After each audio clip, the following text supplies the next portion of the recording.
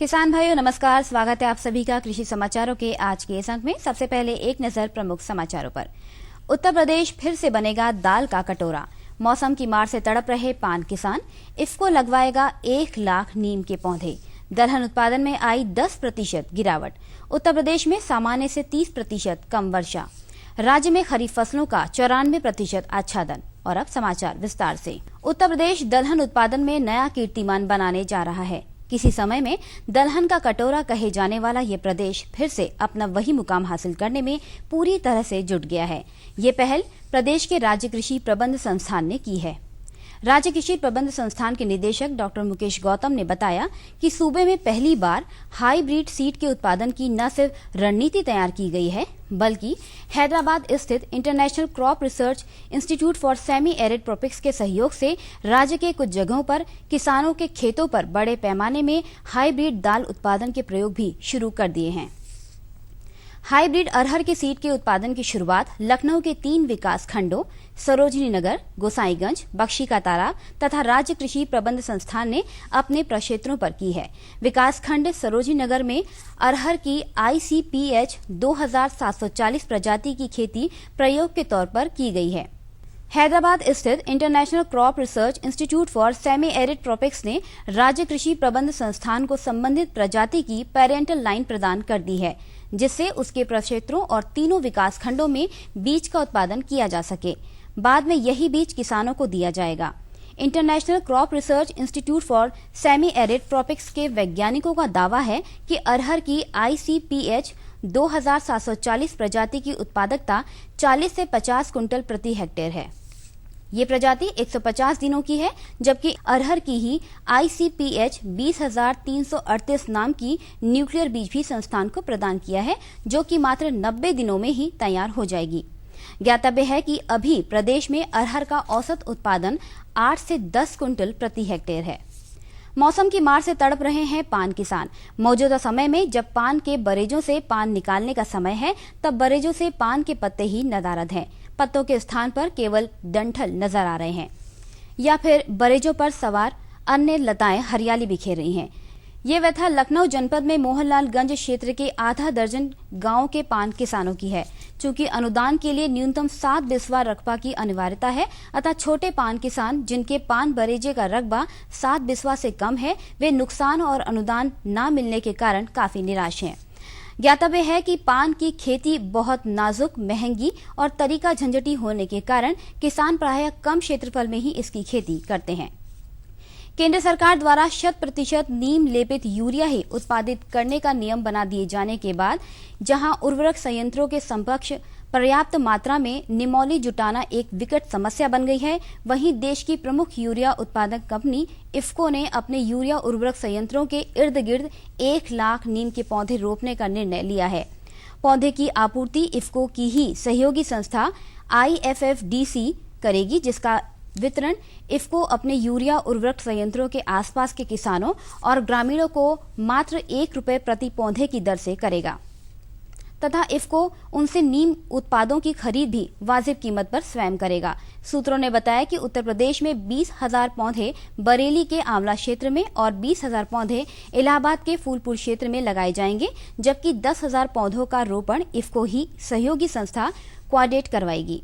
केंद्र सरकार के इस नए नियम के चलते जहां खेती में लागत घटेगी और कृषि उत्पादों की गुणवत्ता बढ़ेगी, वहीं पर्यावरण संरक्षण को भी बल मिलेगा। प्राकृतिक आपदा के चलते दलहन उत्पादन में आई लगभग 10% गिरावट तथा उपभोक्ताओं की जरूरतों के मद्देनजर भारत सरकार 5,000 टन उड़द का आयात करेगी। दालों के आयात के लिए निविदा जारी करने वाली सरकारी कंपनी MMTC ने अरहर के बाद अब उड़द के आयात के लिए निविदा भी निकाल दिया है। निविदा 5,000 टन उड़द आयात के लिए है।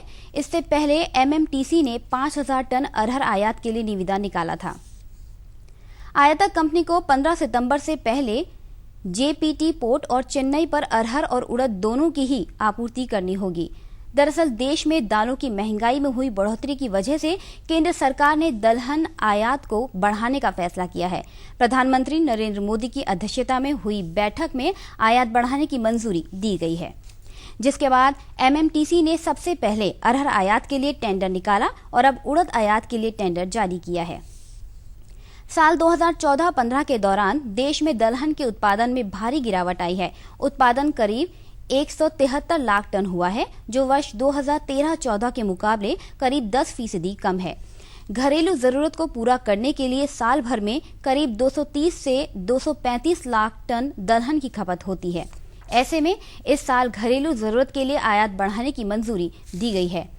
कृषि निदेशालय उत्तर प्रदेश द्वारा जारी किए गए वर्षा के आंकड़ों के अनुसार प्रदेश के 75 जनपदों में अब तक की सामान्य वर्षा 411.5 मिलीलीटर के सापेक्ष 287.0 मिलीलीटर प्राप्त हुई है, जो सामान्य की 69.8% है। प्रदेश के पश्चिमी क्षेत्र में अन्य क्षेत्रों के सापेक्ष सबसे अधिक वर्षा 281.6 मिलीलीटर प्राप्त हुई है, जो सामान्य का 81.8% है। मध्य प्रदेश में 243.5 मिलीलीटर वर्षा प्राप्त हुई है, जो सामान्य का 61.4% है। पूर्वी उत्तर प्रदेश में 325.5 मिलीलीटर वर्षा प्राप्त हुई, जो सामान्य का 66.9% एवं बुंदेलखंड में सबसे कम वर्षा 227.2 मिलीलीटर प्राप्त हुई, जो सामान्य का 58.0% है। कृषि विभाग उत्तर प्रदेश से प्राप्त आच्छादन आंकड़ों के अनुसार प्रदेश में कुल खरीफ आच्छादन लक्ष्य 95.17 लाख हेक्टेयर के सापेक्ष 89.42 लाख हेक्टेयर की प्रतिपूर्ति हो चुकी है, जो लक्ष्य का 93.96% है।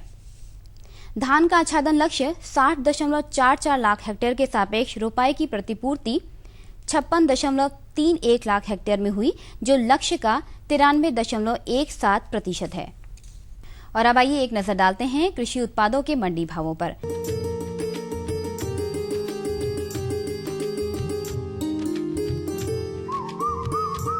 प्रदेश की विभिन्न मंडियों में गेहूं का भाव प्रति क्विंटल इस प्रकार रहा। आगरा में 1,460 रुपए प्रति क्विंटल, मेरठ में 1,465 रुपए, फैजाबाद में 1,450 रुपए, गोरखपुर में 1,400 रुपए प्रति क्विंटल के भाव रहा।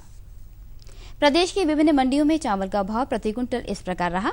आगरा में 2,045 रुपए प्रति क्विंटल, मेरठ में 2,800 रुपए, फैजाबाद में 2,075 रुपए, गोरखपुर में 1,700 रुपए प्रति क्विंटल रहा।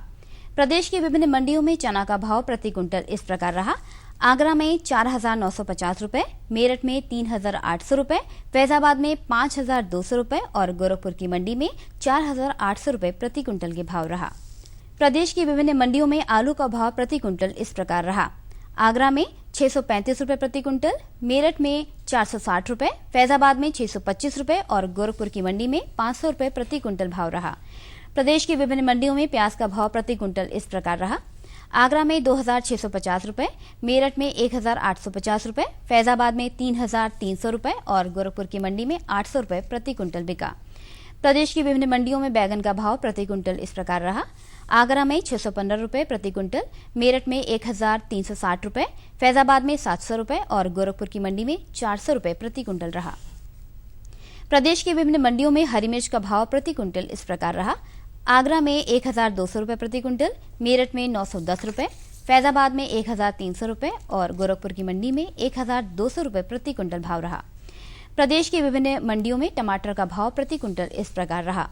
आगरा में 2,245 रुपए, मेरठ में 1,150 रुपए, फैजाबाद में 1,550 रुपए और गोरखपुर में 1,100 रुपए प्रति क्विंटल रहा।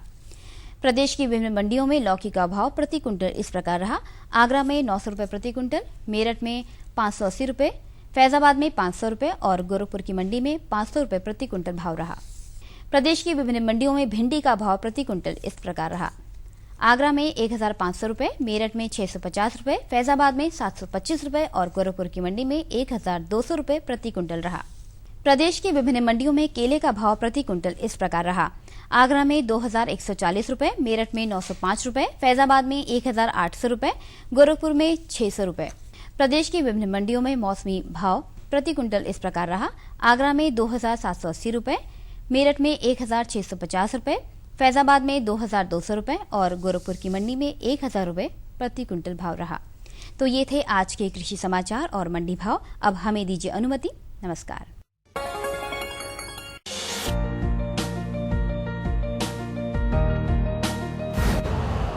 यूरिया का स्वदेशी उत्पादन 70 लाख टन बढ़ाने के लिए 6 उर्वरक संयंत्रों का उद्धार किया जा रहा है। FCIL के गोरखपुर, सिंदरी, तलचर और रामागुंडम संयंत्र, HFCL की बरौनी इकाई और BVFCL की नामरू फोर्थ। सोने पर सुहागा ये है कि देश में अब बनेगा सिर्फ नीम लेपित यूरिया, क्योंकि इससे होगा किसानों का फायदा ही फायदा। अनाज का उत्पादन 10% तक बढ़ेगा। बढ़ेगी 10 से 15% नाइट्रोजन क्षमता।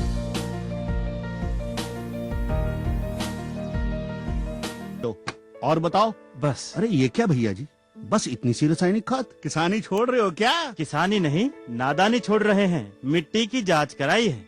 अब तो लालाजी जितनी जरूरत है उतने ही उर्वरक खेत में डालेंगे। हाँ, किसान भाई आज ही अपने जिले की नजदीकी भूमि परीक्षण प्रयोगशाला में मिट्टी की जांच जरूर करवाएं और मिट्टी में पोषक तत्व, नमी व पौधे के विकास को देखते हुए केवल जरूरत के अनुसार ही पोषक तत्व डालें। और हाँ, मिट्टी में गंधक, जस्ता, बोरोन जैसे सूक्ष्म पोषक तत्वों का पता लगाना भी न भूलें। उर्वरक और जैविक खाद के सही उपयोग से भूमि का उपजाऊपन बनाए रखें, उत्पादकता बढ़ाएं, खर्चा घटाएं और बहुमूल्य विदेशी मुद्रा बचाने में भी सहयोग दें। और हाँ, धीमी गति से नाइट्रोजन उपलब्ध कराने वाले उर्वरकों जैसे नीम लेपित यूरिया को प्राथमिकता दें और यूरिया का पत्तों पर छिड़काव करें। अरे वाह, तू तो सचमुच समझदार हो गया रे। अधिक जानकारी के लिए संपर्क करें जिला कृषि अधिकारी या किसान कॉल सेंटर। जी जी जी। किससे बात कर रहे थे इतना हंस हंस कर? किसान कॉल सेंटर में विशेषज्ञ से खेती के बारे में सलाह ले रहा था। सुबह भी, रात को भी? किसान कॉल सेंटर सुबह 6 बजे से रात को 10 बजे तक खुलता है। रविवार को भी? साल के 365 दिन खुलता है। पर तुम ये सब क्यों पूछ रही हो? मैं तो कुछ और ही समझी थी। कृषि संबंधी समस्याओं का अपनी भाषा में तुरंत समाधान पाने के लिए पूरे भारत में किसी भी फोन से राष्ट्रीय हेल्पलाइन नंबर 1800-180-1551 पर संपर्क करें। अरे सुन तो। मुझे क्या सुनाना चाहते हो? जो सुनाओ मेरी सौतन को। किसको? अरे वही तुम्हारा मोबाइल फोन जिससे सुबह शाम दिन रात चिपके रहते थे और कहते थे किसान कॉल सेंटर से बातें हो रही हैं। अच्छा ये बात है। हाँ, क्यों? क्या हुआ? अब बात नहीं होती क्या? अब तो झट से बात हो जाती है। ऐसा क्या? हाँ, अब तो ज्यादा लाइनें और खास तकनीक के कारण खेती के माहिरों से तुरंत बात हो जाती है। और अगर कभी लाइन व्यस्त हो तो अपनी समस्या फोन पर रिकॉर्ड करा दो, वहाँ से फोन आ जाता है और समस्या की हल का मैसेज भी आ जाता है। ये देखो आ गया। अरे वाह, इसका मतलब इंतजार की घड़ी अब खत्म। हाँ, तभी मैं सोचूं कि आजकल मुझ पर इतना प्यार क्यों आ रहा है। कृषि संबंधी समस्याओं का अपनी भाषा में तुरंत हल पाने के लिए पूरे भारत में किसी भी फोन से हेल्पलाइन नंबर पर संपर्क करें। किसानों का दोस्त किसान कॉल सेंटर।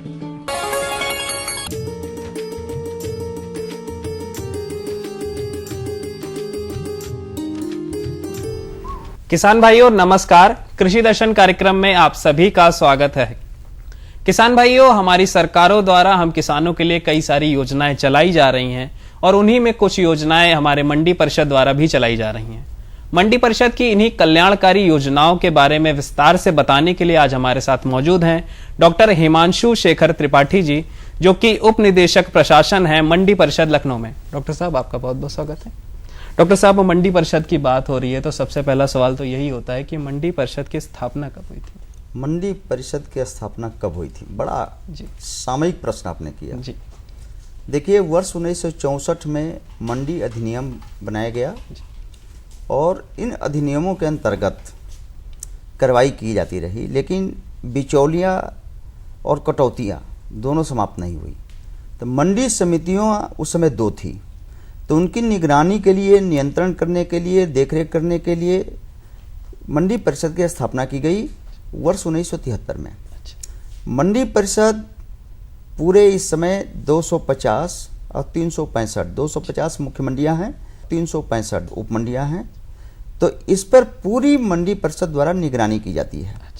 मंडी समितियों में क्या कठिनाई आ रही है, मंडी समितियों द्वारा किसानों को क्या लाभ नहीं दिया जा रहा है, इसकी विधिवत मॉनिटरिंग मंडी परिषद से की जाती है। इस प्रकार मंडी परिषद की स्थापना वर्ष 1973 में की गई थी और इस उद्देश्य को लेकर की गई थी कि किसानों के उत्पाद का अधिकतम मूल्य प्राप्त हो बिचौलियों के शोषण से मुक्त हो सकें और उनकी दिशा और आर्थिक स्थिति सुदृढ़ हो सके, इस उद्देश्य से मंडी परिषद की स्थापना की गई। अच्छा, मतलब प्रमुख उद्देश्य इसका यही था कि मंडी परिषद शुरू करने का। अच्छा, अब हम आज बात कर रहे हैं कल्याणकारी योजनाओं के बारे में जो कि मंडी परिषद की हैं, तो कौन कौन सी योजनाएं हैं ऐसी? देखिए, मंडी परिषद की कल्याणकारी योजनाएं, सारी योजनाएं किसानों के हितों से जुड़ी हुई है, क्योंकि मंडी परिषद की स्थापना ही हुई थी किसानों के हितों की रक्षा करने के लिए। इन योजनाओं को हम दो भागों में विभक्त कर दें तो किसान भाइयों को और आसानी हो जाएगी समझने में। एक विकास कार्य और दूसरा कल्याणकारी कार्य। विकास कार्य में हम लोग गांवों से मंडियों को जोड़ने के लिए संपर्क मार्ग बनवाते हैं। संपर्क मार्ग इस उद्देश्य से बनाते हैं कि किसान भाई किसी भी मौसम में अपने उत्पाद को मंडी में ले आकर के बेच सकें और उन्हें बिचौलियों का सामना न करना पड़े। इस उद्देश्य से हम लोग संपर्क मार्गों का निर्माण कराते हैं और यह बता करके प्रसन्नता हो रही है कि 21,000 किलोमीटर संपर्क मार्ग का पूरा जाल प्रदेश में बिछ चुका है। जनेश्वर मिश्र ग्राम योजना, जहां गांवों का विकास करने की बात है, गांवों के विकास पर भी ध्यान गया है मंडी परिषद का। माननीय मुख्यमंत्री जी, माननीय अध्यक्ष मंडी परिषद, एक गांव के विकास पर 40 लाख रुपए व्यय किए जाते हैं। उसमें सीसी रोड बनाए जाते हैं, नालियां बनाई जाती है, इस प्रकार गांवों का विकास किया जाता है। तीसरी चीज यह है विकास कार्य में कि जो भी स्थितियां बनती है, माने गेट से प्रवेश करने के पश्चात सारी सुविधाएं भीतर किसानों के लिए बनी हुई है। प्लेटफार्म भी बने हुए हैं, प्लेटफार्म पर वह अपने उत्पाद को रख सकते हैं, निःशुल्क छनाई इत्यादि की व्यवस्था है। तो इस प्रकार वह निःशुल्क सारी व्यवस्था को ले सकते हैं। पार्ट एक ये रहा नितिन भाई। दूसरा पार्ट रहा कल्याणकारी योजनाएं का। कल्याणकारी योजनाओं में मैं बता दूं कि व्यक्तिगत दुर्घटना सहायता योजना, ये एक योजना का नाम है, जिसमें कृषि कार्य करते समय किसान भाई अंगभंग हो जाते हैं या उनकी मृत्यु हो जाती है, तो ऐसी स्थिति में मंडी परिषद उन्हें आर्थिक सहायता उपलब्ध कराती है। न्यूनतम 1500 रुपया है छोटी अंगुली के कट जाने पर, और मृत्यु होने पर 2 लाख रुपया है। और ये व्यवस्था प्रतिपादित कर दी गई है कि 30 दिनों के भीतर यह उन्हें धनराशि मिल जाए। इसके लिए पहले जिले के जिलाधिकारी इसके अध्यक्ष हुआ करते थे, सभापति हुआ करते थे, लेकिन अब यह व्यवस्था कर दी गई है कि यह अधिकार एसडीएम में, सब डिविजनल मजिस्ट्रेट में दे दिया गया है कि जितना जल्दी हो सके, क्योंकि जिलाधिकारी महोदय लोग तो बहुत बिजी रहते हैं, बहुत सारे कार्य होते हैं, तो एसडीएम को यह अधिकार दे दिया गया कि तत्काल इस समस्या का निराकरण करिए और 30 दिनों के अंदर हर हालत में उन्हें जो लाभार्थी हैं उन्हें चेक प्राप्त हो जाए। तो ये व्यवस्था चल रही है और इससे अभी पिछले आंकड़े इस बात को दर्शा रहे थे कि अधिकतर अब मुश्किल से पूरे प्रदेश में जो 16 संभाग हैं उसमें 100-150 ही 16 संभागों के अंतर्गत पिछले माह जो एप्लीकेशन आए हैं उसमें इतने ही हैं और उसके बाद इस महीने में उसका भी निराकरण कर दिया जाए। तो क्या इनकी निरंतर वृद्धि हो रही है? निरंतर वृद्धि हो रही है, उस समस्या का समाधान भी हो रहा है, चेक भी दिया जा रहा है, किसान भाई संतुष्ट भी हैं। और इसके लिए सामान्य प्रक्रिया किसान भाइयों को मैं बता दूं कि एक प्रार्थना पत्र देना होता है जो मंडी समिति के सचिव को। मंडी समिति के सचिव सारी प्रक्रिया अपनाते हैं और 30 दिनों के अंदर उन्हें चेक से भुगतान कर दिया जाता है। ये तो रही व्यक्तिगत दुर्घटना सहायता योजना की बात। अब खलिहान अग्नि दुर्घटना सहायता योजना, ये भी एक योजना है। कभी कभी आप देखते हैं कि खलिहान में रखा हुआ है उत्पाद और अचानक आग लग गया, तो आग लगने से खलिहान जलकर भस्म हो गया, तो इस ऐसी स्थिति में किसान भाइयों पर तो विपत्ति का पहाड़ पड़ गया। उसके लिए मंडी परिषद ने व्यक्तिगत दुर्घटना सहायता योजना के अतिरिक्त खलिहान दुर्घटना अग्नि दुर्घटना सहायता योजना चला रखी है। इसकी योजना के अंतर्गत 15,000 से 30,000 रुपये तक की आर्थिक सहायता दी जाती है ज्योत सीमा के आधार पर। तो ये भी प्राविधान है कि यदि ऐसी घटना घटती है तो किसान भाइयों को अपने मंडी समिति के सचिव से संपर्क करना चाहिए और संपर्क करके प्रार्थना पत्र देना चाहिए। प्रार्थना पत्र देने के तत्पश्चात 30 दिनों के अंदर उन्हें भुगतान मिल जाना चाहिए। यदि भुगतान 30 दिनों के अंदर नहीं मिलता है तो संभाग स्तर पर डीडीए लोग बैठते हैं जो संभागीय उप निदेशक प्रशासन कहलाते हैं, उनसे संपर्क करना चाहिए। यदि वहां से भी समस्या का निराकरण नहीं होता है तो यहाँ मंडी परिषद किसान मंडी भवन विभूति खंड गोमती नगर में निदेशक मंडी परिषद बैठते हैं, उनसे संपर्क करना चाहिए। सदैव उनका दूरभाष खुला रहता है, उनसे संपर्क करिए, समस्या का निराकरण होगा ही। निदेशक महोदय का दूरभाष नंबर है 27203881। यदि किसी तरह की कोई समस्या होती है तो निदेशक से आप सीधे संपर्क कर सकते हैं, समस्या का समाधान होगा ही। अच्छा, क्या कुछ शिकायत केंद्र भी बनाए गए हैं? जैसे अभी आपने बताया कि इसका मुख्य उद्देश्य था बिचौलियों से बचाना जी। तो अगर कोई बिचौली है जो किसानों को परेशान कर रहा है तो क्या ऐसा कोई शिकायत केंद्र भी बनाया गया है? नहीं, हमारे मंडी के स्टाफ है, मंडी सचिव होते हैं, मंडी पर्यवेक्षक होते हैं, मंडी निरीक्षक होते हैं, मंडी सहायक होते हैं। जब ये पता चलता है कि किसानों के साथ ऐसा हो रहा है तो वे वहाँ पर पहुँच जाते हैं और उनका उद्देश्य ये होता है कि किसान भाइयों को प्रेरित करें कि आप मंडी में चलिए और नीलामी के माध्यम से अधिकतम मूल्य प्राप्त करिए। नीलामी के माध्यम से उन्हें अधिकतम मूल्य प्राप्त होता है और हमारे मंडी स्टाफ जो है वहीं पर उपस्थित रहते हैं। तो शिकायत मिलने के आधार पर ऐसा होता है।